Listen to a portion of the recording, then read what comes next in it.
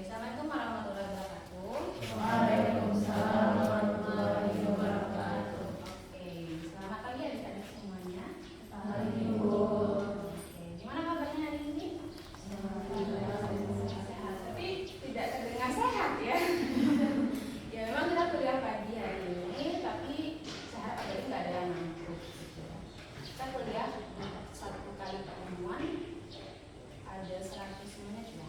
Berarti kita selesai di jam 9.10. Oke, untuk materi kita pada hari ini kita akan membahas pertemuan ke-13. Betul? Oke, untuk materinya adalah pengendalian bahaya di lingkungan kerja ya. Jadi silakan, ini ada presensi yang harus adik-adik isi ya. Nah, untuk presensinya ada 10 menit dari sekarang ya.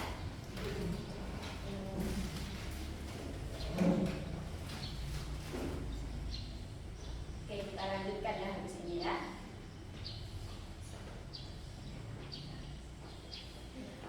Oke, bisa? Bisa, Bu. Nah, untuk tujuan pembelajaran kita hari ini kita akan memahami metode pengendalian bahaya secara umum dan khusus ya. Jadi untuk pengendalian bahaya itu kan adik-adik tahu ya, ada hal-hal yang harus kita lakukan sebelum kita sampai ke pengendalian bahaya. Langkah pertamanya apa dulu? Oke, ada apa deh? Identifikasi bahaya. Oke, identifikasi bahaya. Kemudian habis itu apa lagi? Langkah keduanya? Setelah kita mengidentifikasi, kita melakukan proses analisis bahaya ya. Baru kemudian kita lanjut ke pengendalian bahaya. Oke, jadi di pengendalian bahaya ini adik-adik akan lebih kritis ya, akan lebih jeli dan cermat untuk menentukan pengendalian bahaya yang tepat untuk suatu kasus. Jadi nanti kalau misalkan ujian akan ada studi kasus. Oke. Nah, ini ya yang akan kita pelajari ini termasuk CPNK 5, mampu memberikan rekomendasi pengendalian bahaya di lingkungan kerja dan penerapannya sesuai dengan bahaya yang terjadi.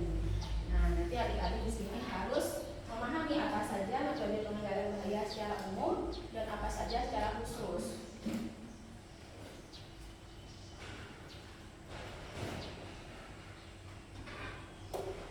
Oke. Coba adik-adik lihat gambar ini ya. Terlihat sampai di belakang? Oke, ada apa di sana?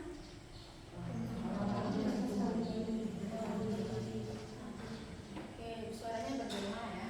Mungkin ada satu orang yang bisa raise hand dan menyebutkan ada gambar apa di sini.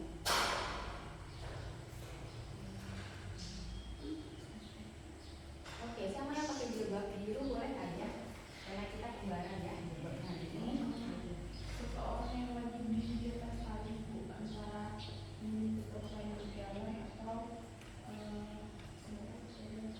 Oke, seseorang yang berdiri di atas tali. Bagus ya jawabannya. Mungkin ada yang lain? Di atas tali ini, betul? di atas kabel. Bisa jadi di atas kabel. Oke, jadi beda ya. Ada yang bilang tali, ada yang bilang kabel. Terus ada apa lagi di sini kira-kira dari gambar ini? Apakah dia menggunakan sesuatu untuk melindungi diri atau tidak? Tidak. Oke. Jadi apakah menurut adik-adik ini ada bahaya di dalam pekerjaan ini? Oke. Sebelumnya apa beda antara bahaya dan risiko? Itu pertanyaannya. Karena nanti kita kan kalau misalkan menganalisis bahaya itu kita mengetahui ada metode ya, metode Giradisi yang paling terkenal gitu ya. Itu dia akan berbicara mengenai bahaya dan risiko. Sekarang apa perbedaan mendasar antara bahaya dan risiko?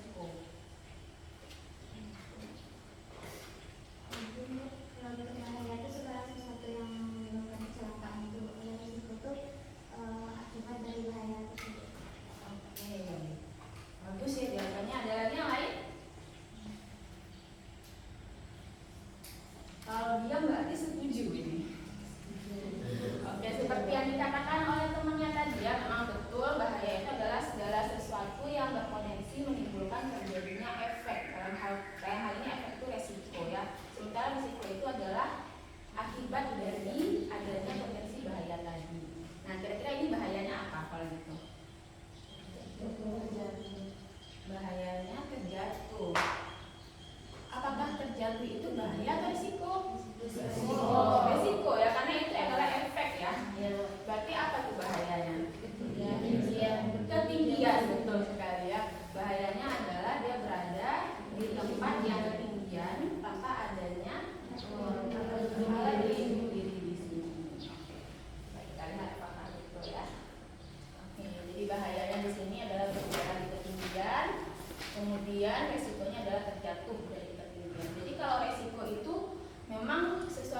tidak sengaja gitu ya. Jadi awalnya itu terjatuh, tersandung, terluka, apalagi terbakar, terpeleset. Nah, kan sesuatu yang tidak sengaja. Jadi memang tidak direncanakan kan adanya bahaya tersebut. Oke, sampai di sini bisa membedakan ya. Oke, ini ada jenis bahaya. Jadi kita balik lagi ya memorinya. Adik-adik sudah tahu kemarin itu sudah belajar mengenai apa saja pelarut. Ya, radiasi. Kemudian ada getaran. Terus apa lagi? Bisingan. Oke. Terus ada apa lagi? Ergonomi ada? Ergonomi. Oke. Jadi ini adalah jenis-jenis bahaya. Kita kelompokkan jadi bahaya. Yang pertama ada fisik ya. Fisik seperti kebisingan, pencahayaan, radiasi, getaran. Kemudian di sini ada kimia ya. Bahan-bahan yang mudah terbakar sehingga berpotensi menimbulkan ledakan, dan ini racun ya, dapat menimbulkan iritasi dan keracunan pada manusia. Ini juga ya, ini pestisida ini kan. Oke, kemudian di sini ada bahayanya biologi. Oke, itu adanya mikroorganisme. Contohnya di sini ada lalat ya. Di sini ada apa? Ergonomi ya, posisi yang tidak tepat pada saat bekerja. Kemudian di sini ada apa? Psikososial. Oke, ada stres, dan di sini ada ini kira-kira apa ini? Coba lihat tata letaknya. Berantakan, ini berhubungan dengan good housekeeping-nya, jadi perencanaan tata letak yang baik. Karena kalau misalkan tata letaknya ini berantakan juga berpotensi menimbulkan terjadinya bahaya ya, terutama pada situasi darurat. Sampai di sini bisa dipahami? Ada yang ingin bertanya adik-adik?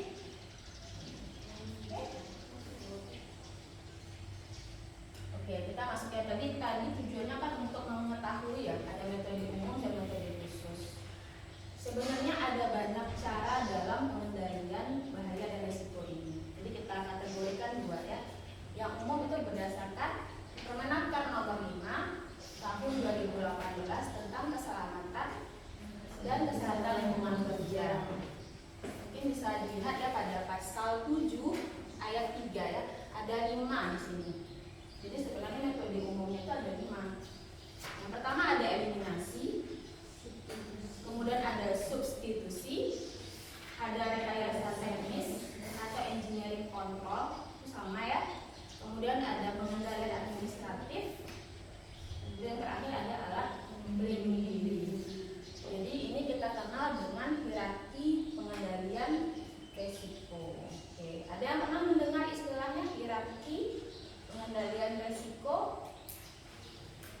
Ada ya, ada yang mangkuk ya. Jadi gimana itu? Hierarki itu apa sih maksudnya? Hierarki pengendalian resiko.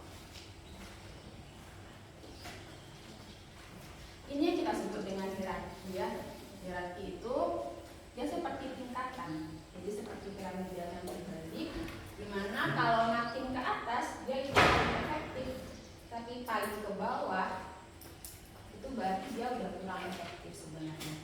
Kalau kita lihat di sini yang paling efektif yang mana adik-adik? Eliminasi. Oke. Kemudian selanjutnya baru substitusi ya.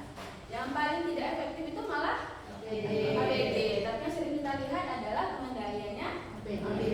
Nah, oke. Jadi nanti diharapkan ya setelah adik-adik mempelajari ini dapat muncul ide-ide ya bagaimana pengendalian yang tepat. Jadi tidak hanya APD. Pokoknya semua masalah APD solusinya. Sebenarnya itu bukan solusi ya adik-adik ya. Oke, nanti kalau misalkan ujian pun juga seperti itu. Kalau misalkan ada studi kasus jangan langsung APD, tapi pikirkan dulu apakah bisa dengan rekayasa engineering. Oke, kita lihat satu-satu ya. Apa saja itu eliminasi, substitusi. Oke. Yang namanya eliminasi berarti menghilangkan sumber bahaya di sini adik-adik. Misalkan seperti ini ya contohnya ya. Misalkan adanya tumpahan cairan di lantai. Oke, misalkan di sini di kelas ini ya, ada genangan air contohnya, ternyata atapnya bocor contohnya gitu ya. Adanya tumpahan cairan di lantai, kemudian mengendalikan dan kemudian menghilangkan resiko terjatuh. Oke, mungkin ada yang bisa memberikan contoh yang lain yang eliminasi? Apakah ada yang bisa memberikan contoh yang lain? Mungkin dengan temanya kebisingan mungkin. Bisakah kita mengeliminasi untuk bahaya kebisingan?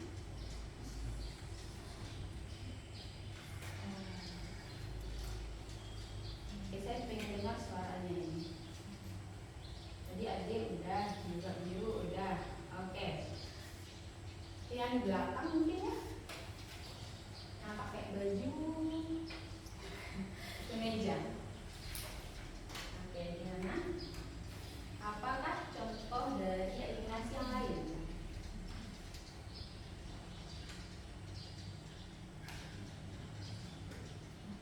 Yang bisa menghilangkan risiko bahaya.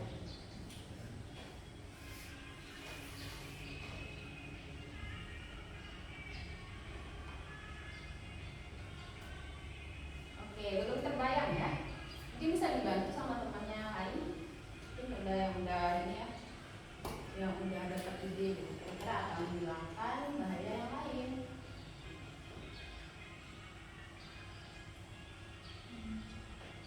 Oke, kalau tidak jadi tugas nanti ya. Kalau tidak nanti kita lanjutkan. Oke, sekarang substitusi. Coba kita lihat di sini. Oke, substitusi mengganti sesuatu yang berbahaya dengan sesuatu yang memiliki bahaya yang sedikit. Misalkan pada penggunaan pelarut ya adik-adik ya. Jadi kalau misalkan pelarutnya itu terlalu berbahaya, dapat kita ganti substitusi dengan yang lain. Atau mungkin pestisida juga ya. Pestisida golongan organofosfat.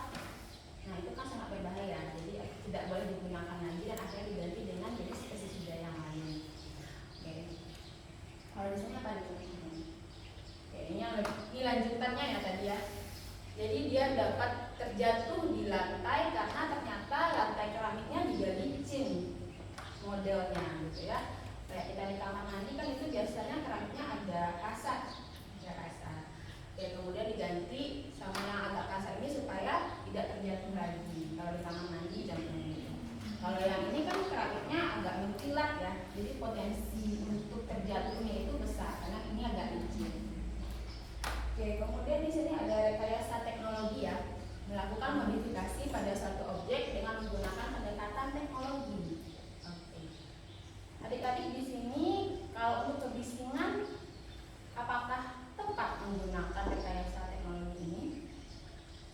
Sudah belajar mata kuliah kebisingan? Sudah. Oke, biasanya apa pengendalian kebisingan yang ingin kita lakukan? Apakah bisa digunakan rekayasa teknologi di sini? Bisa. Dengan memasang apa?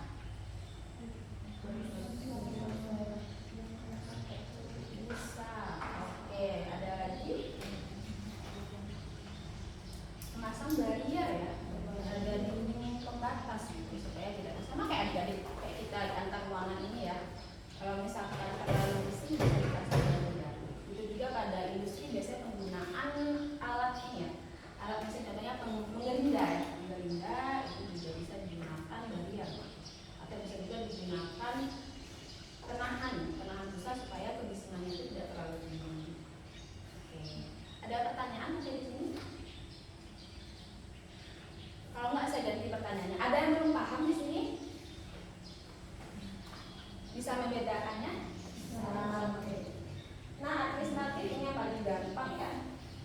Paling gampang. Jadi berhubungan dengan peraturan. Peraturan bagaimana kita membentuk supaya SDM-nya itu lebih bagus, lebih berkembang. Nah, kemudian tadi ada alat pelindung diri ya. Oke, contoh lainnya ada pemberian laba oleh self design. Penggunaan alat pelindung diri untuk melindungi bagian tubuh individu. Ya, beberapa contoh APD yang akan tampilkan di sini.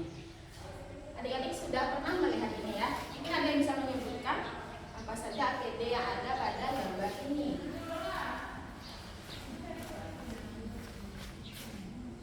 Oke.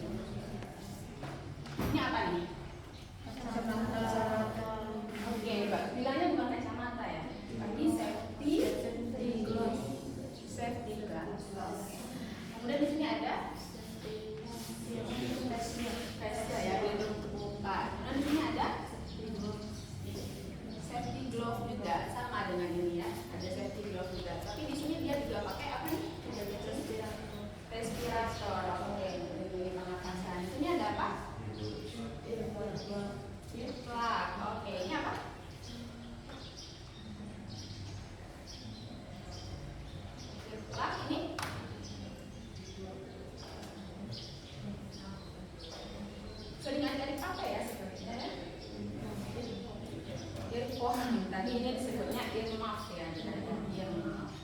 Kemudian di sini ada baju tahan panas. Oke, kemudian di sini ada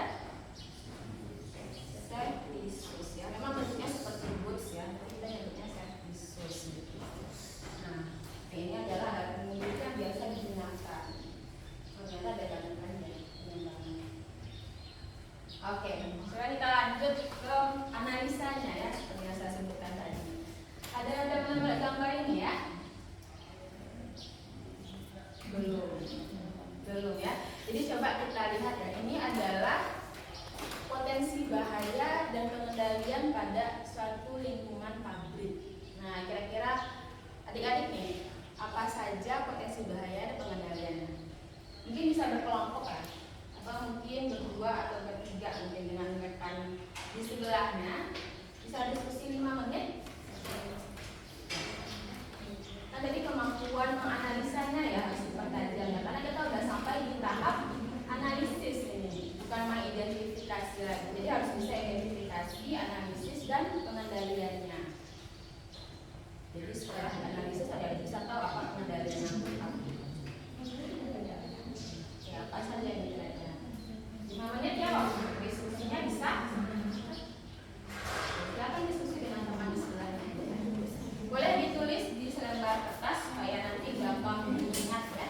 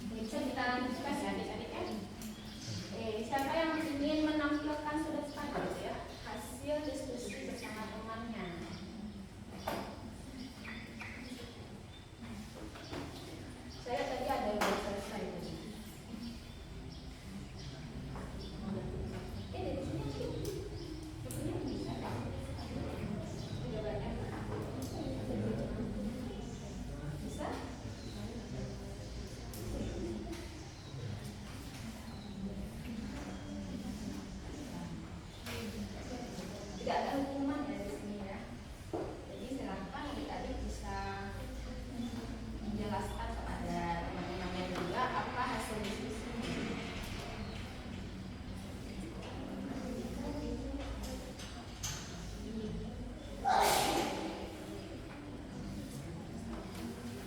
Oke, di sini juga udah ya kayaknya.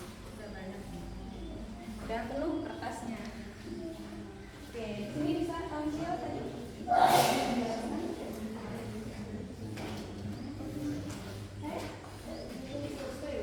Nggak apa-apa, seberapa bisa ya? Nggak apa-apa. Oke. Apa itu kan namanya? Grace. Oke, Grace ya. Silakan Grace, berdua sama temannya boleh ya, karena berdua lebih baik ya. Nah, jadi yang pertama itu silakan berdiri di depan dan tunjukkan mana kegiatannya gitu kan. Kami sebutkan dan diusahakan apa ya. Misalkan ini dia ngapain dulu.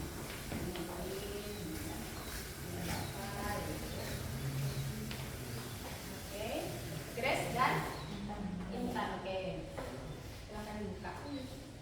Dibuka ya.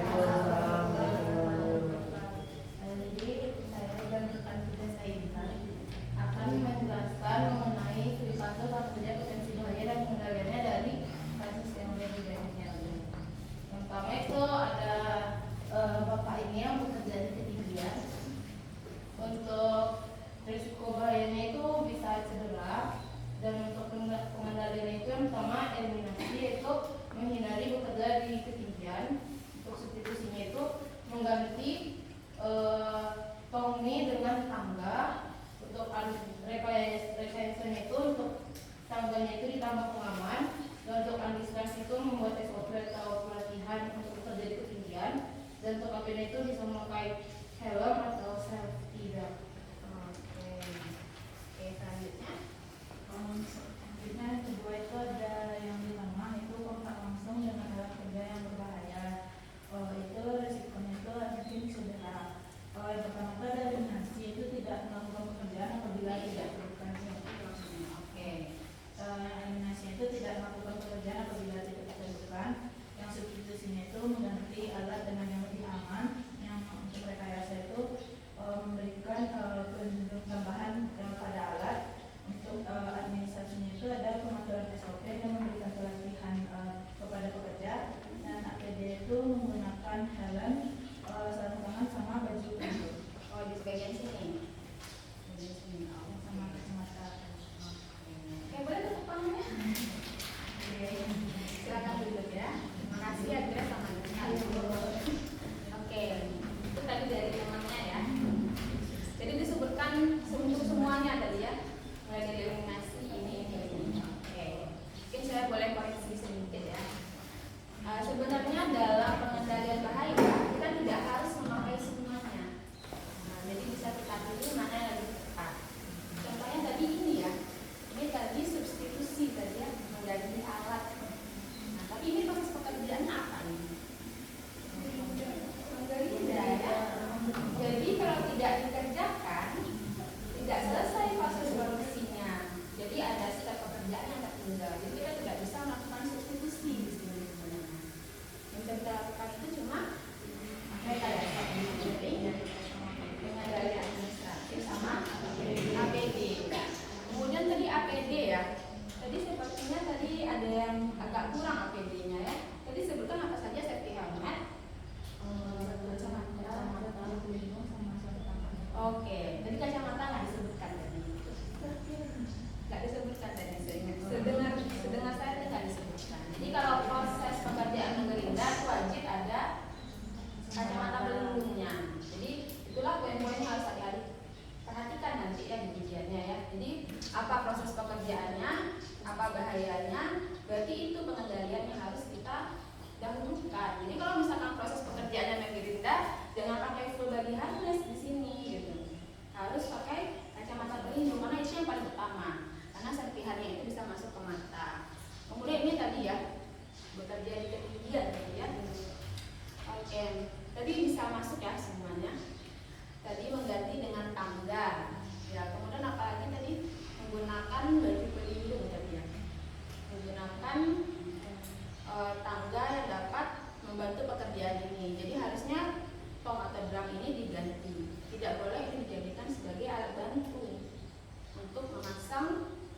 respon gitu. Oke. Ada lagi gambar yang lainnya. Coba lagi yang ingin tampil. Baru 2 kegiatan di sini. Dari sini ya. Oke, silakan. Siapa namanya? Aisyah sama Sondang. Oke, Aisyah sama Sondang. Silakan. Jadi 2 kegiatan kayak kemarin tadi. 2 kegiatan ini masing-masing dapat 1.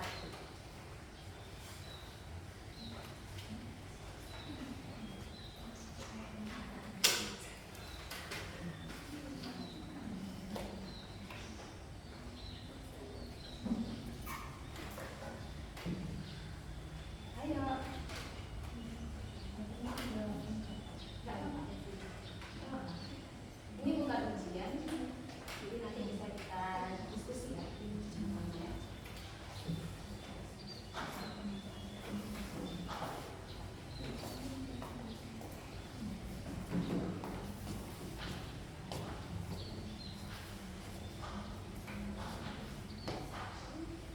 Pertama itu ada Dibuka dulu.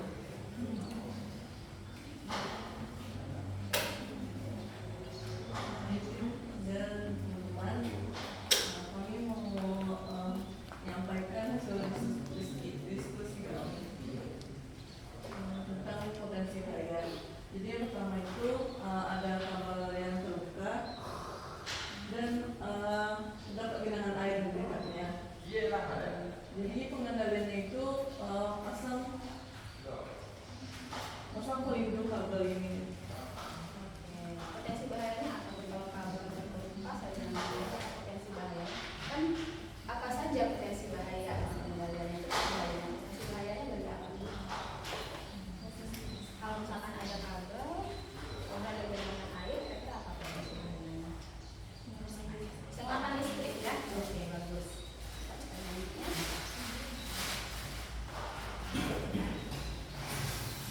Selanjutnya itu ada alunan berlimpah. Itu potensi bahaya itu bisa menggunakan ya. Kemudian untuk pengendaliannya itu bisa meletakkan dari permukaan aman.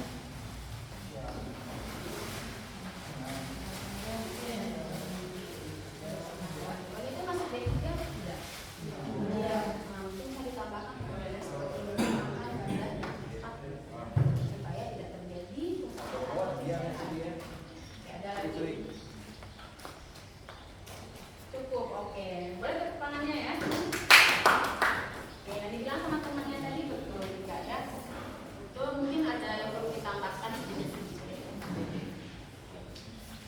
Oke, selanjutnya mungkin kita lihat ya. Ini apa nih?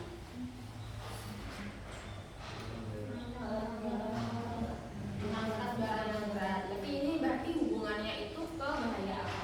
Ekonomi. Harusnya seperti apa dia mengangkatnya?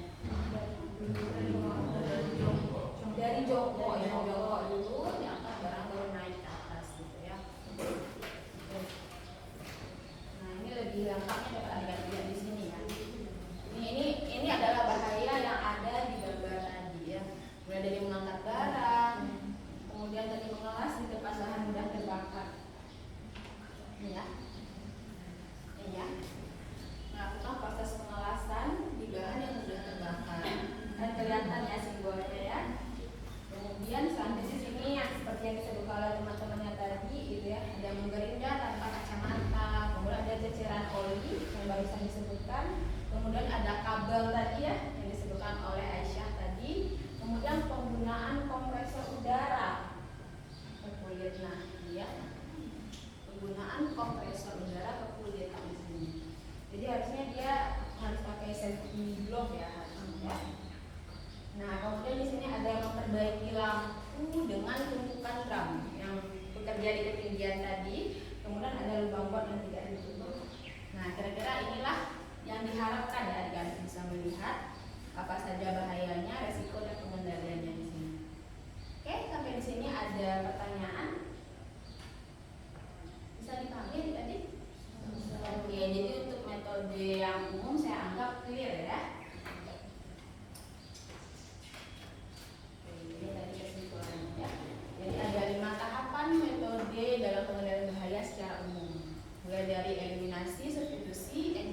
kontrol, administratif kontrol, dan PPE, personal protective equipment atau APD.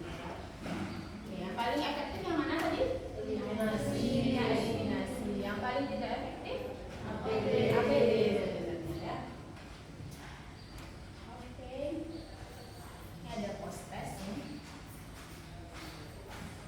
Ini referensi yang kita gunakan dan ini tugas kelompoknya untuk minggu depan ya. Oke, udah ada kan kelompoknya? Oke, jadi nanti bahan ajarnya juga bisa dilihat ya pada link yang sudah disediakan ini. Oke, berarti untuk metode umum apakah sudah clear? Oke. Kalau ujian bisa ya? Tidak akan jauh-jauh melenceng dari apa yang diajarkan. Kalau sudah kita masuk ke metode khusus ya.